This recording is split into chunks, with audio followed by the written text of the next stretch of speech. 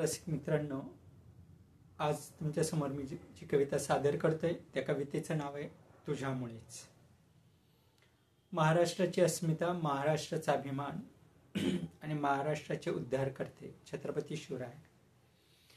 आपण कल्पनाही करू शकत नाही की छत्रपती शिवराय जर या महाराष्ट्राच्या भूमी जन्माला आले नसते तर आपल्या देशाची, या महाराष्ट्राची, या राज्याची काय परिस्थिती राहिली असते. आपल्याला माहिती, निजामशाही, आदिलशाही, मुघल बादशाह या सर्वांनी चौबाजूंनी घेरलेलं होतं आणि अशा परिस्थितीमध्ये स्वाभिमान, स्वदेशा प्रति असलेलं प्रेम, स्वभाषा हे सगळं काही लुप्त व्हायला लागलं होतं. आणि अशा परिस्थितीवर शिवनेरी किल्ल्यावर छत्रपती शिवरायांचा जन्म झाला आणि त्यामुळं महाराष्ट्राच्या अस्मितेला पुन्हा नवा अंकुर फुटला. मनामनात स्वातंत्र्याची, स्वराज्याची जी लालसा आहे ती उत्पन्न करण्यामध्ये छत्रपतींचा खूप मोठा वाटा आहे. आणि म्हणूनच या आशयाची कविता मी आपल्यासमोर सादर करतोय. कवितेचं नाव आहे तुझ्यामुळेच.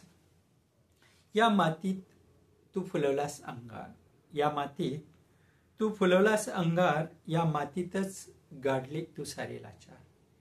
या मातीत तू फुलवलास अंगार, या मातीतच गाडलेस तू सारे लाचार. या मातीला दिला तू सुगंध स्वाभिमानाचा, या मातीला दिला स्वाभिमानाचा सुगंध. या मातीतच उगवलास, या मातीतच तू उगविलास त्यागाचा भगवा रंग.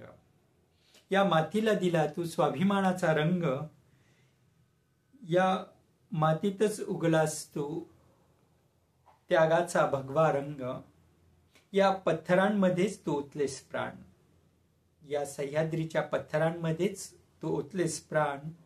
स्वराज्यासाठी शोभा तू पेटवलेस सारे रान, स्वराज्यासाठी शोभा तू पेटविलेस सारे रान.